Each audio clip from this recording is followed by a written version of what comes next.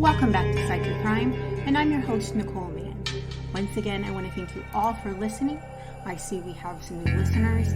I really appreciate it. I see Denmark in there, so I greatly appreciate all of the listeners from all around the world. I know I say this at the beginning of every single episode, but I really did not think I would do this for this long, so I truly appreciate it. And now we will get into this week's crime. What is a love triangle? Most would probably answer it's a husband, a wife, and a lover. But it would be more accurate to say that a love triangle is a situation in which one of the spouses or intimate partners, irregardless of gender, has a lover. Often such a problem arises when relationships get complicated because of quarrels and misunderstandings.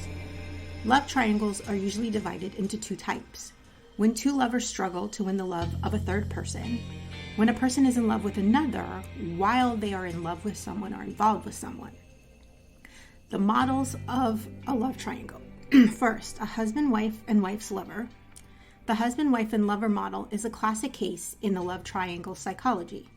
Such a situation is easier to consider from the position of each participant. A woman in this model has no intention of harming her husband. Her motives are aimed only at herself. She wants to feel loved. She wants to feel like a woman. A woman deprived of her husband's attention usually surrenders to feelings on the side. For her, a date with a lover is a source of pleasure and reassurance. As a rule, both participants in this affair don't plan a long, serious relationship. For a lover, being in such a situation isn't convenient at all. The woman's husband isn't in competition for him because he doesn't plan to steal the woman. At the same time, the lover doesn't have to stick to any rules of traditional relationships. The position of the husband plays a key role in each story that involves a love triangle. For the way he behaves, whether he doesn't know about the affair or pretends that nothing is happening, or even decides to end the relationship, the outcome of the love triangle is dependent on those decisions.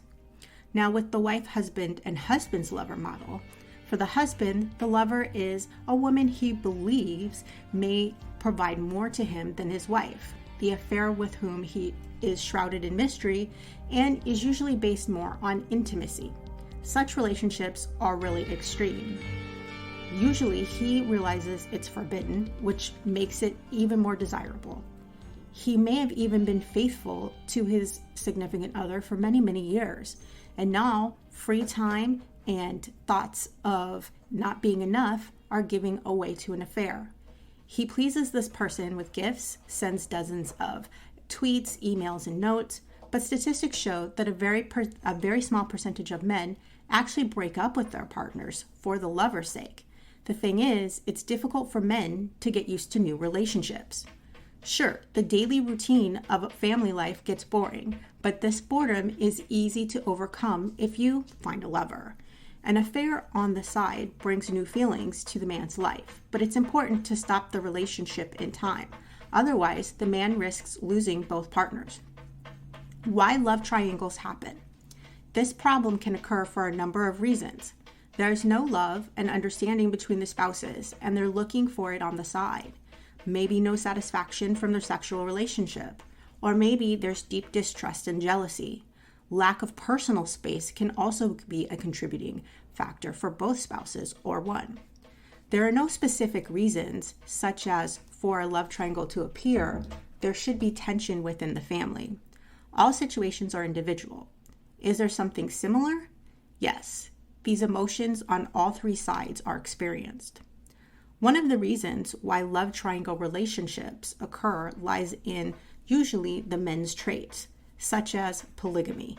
Of course, men would love to sleep with as many people as possible. Women sometimes as well. After all, many people believe this is an evolutionary trait. However, most civilized people are able to control their belief in this. According to this factor is important, but it doesn't determine all behavior.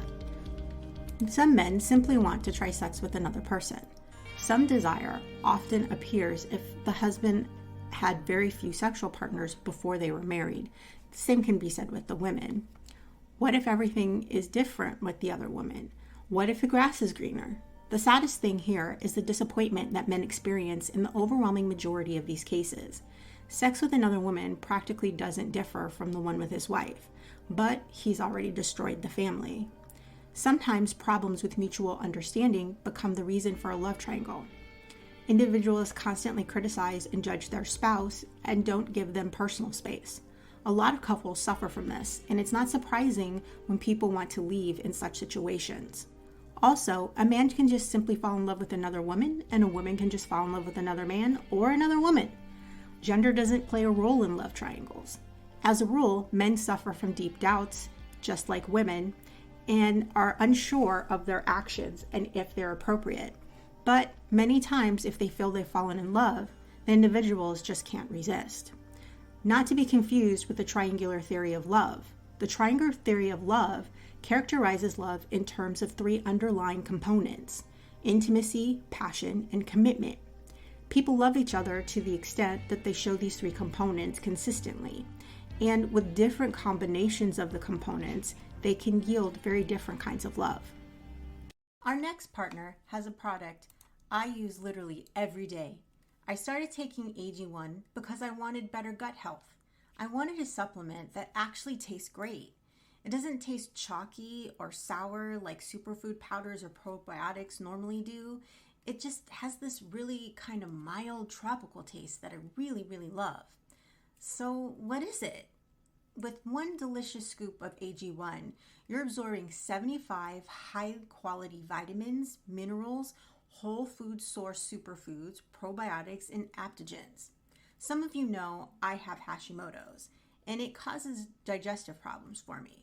So I've tried a lot of different probiotics, and this is one of the best tasting ones I've ever tried. I just drink it in the morning with breakfast, and tons of people take different kinds of multivitamins, and it's important to choose one with high quality ingredients that your body will actually absorb. So I figured, hey, why not just drink it? For every purchase, they donate to organizations helping to get nutritious food to kids in need, including No Kid Hungry here in the US.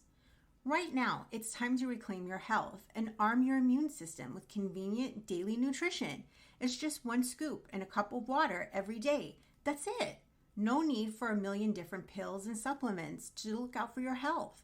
And to make it easy, Athletic Greens is going to give you a free 1-year supply of immune-supporting vitamin D and 5 free travel packs with your first purchase.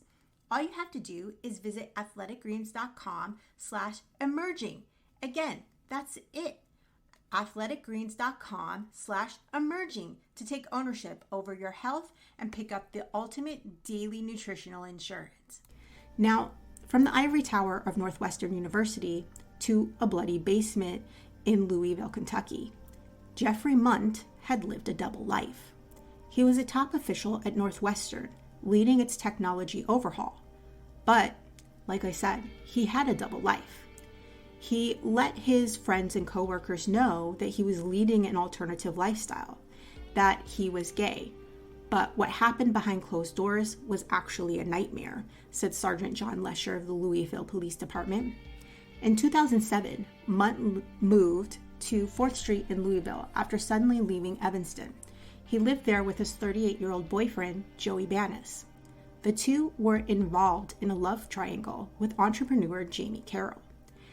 But had it not been for a domestic dispute between the two men, on June 17, 2010, the police may never have found out that Joey Banis and Jeffrey Munt killed Jamie Carroll. The former boyfriend of Jamie Carroll spoke out. Chris Hearn described him as an entrepreneurial go-getter and a person who loved to make people laugh. The two broke up 10 years prior, but sometimes stayed in touch. He described the manner of his death as shocking. Carroll had an alternate personality.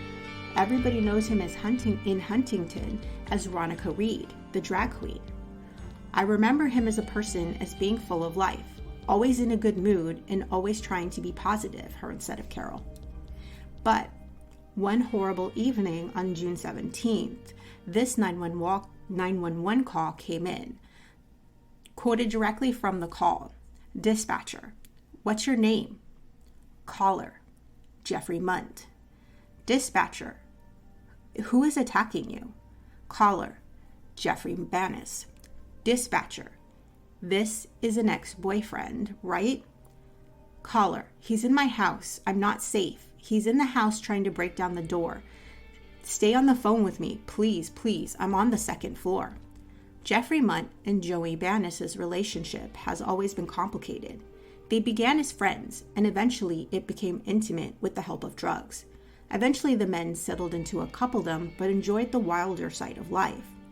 They were known to be incredibly combustible as a couple.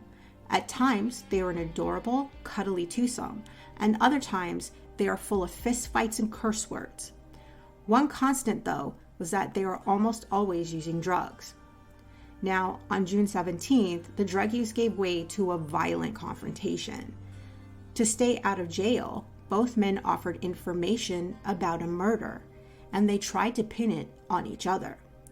During a weekend of binging sex and drugs, Munt and Bannis killed a man, mangling the body with a sledgehammer so it could fit in a storage container, and then they buried it in pieces in the basement. Inside the basement of their old Victorian mansion, police eventually found the plastic bin buried beneath the floor. The bin was 6 feet down in an old wine cellar.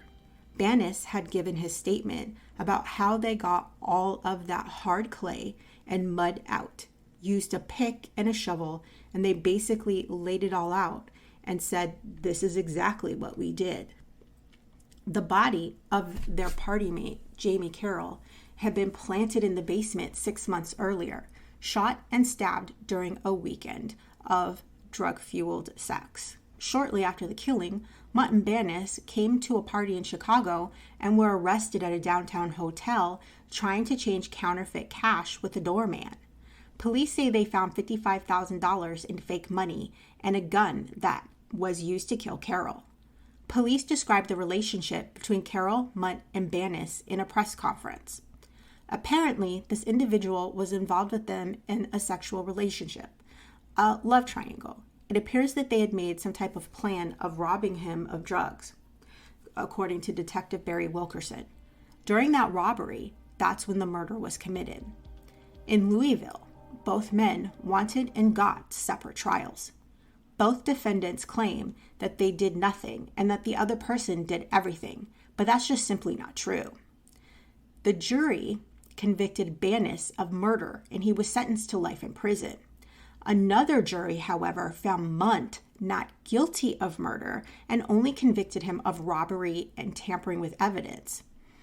Munt's freedom was won by prominent Louisville defense attorney Stephen Romans. Jeff Munt, for his entire life, has been a law-abiding citizen, very successful. He meets Joey Bannis, and 9 weeks later, he's got a body in his basement. Romans argued successfully that Munt was cajoled into the killing. He was targeted by Joey Bannis. Joey is just a psychopath. He's truly dangerous. He threatens to kill his family. He threatens to kill everyone. Everybody knows that he truly was just a tortured soul. We certainly argued that he was guilty of murder, and the jury acquitted him of that, so one could make the argument that he got away with murder, Conroy stated. Yes, in my mind, he absolutely got away with murder. Both of them are culpable, and they both had the same play. They both did it. Now, one of the men, Joey Bannis, is currently out on parole. So his sentence was just so incredibly short that they did not keep him for very long. And that's part of the reason many people believe that he got away with murder in comparison to his cohort. This is a tragic case and is an example all too well of how sometimes when more than one person is involved in a love triangle, well, one person can get away with murder. Now, I thank you for listening, and join me next time when we explain the how and why people do such awful things.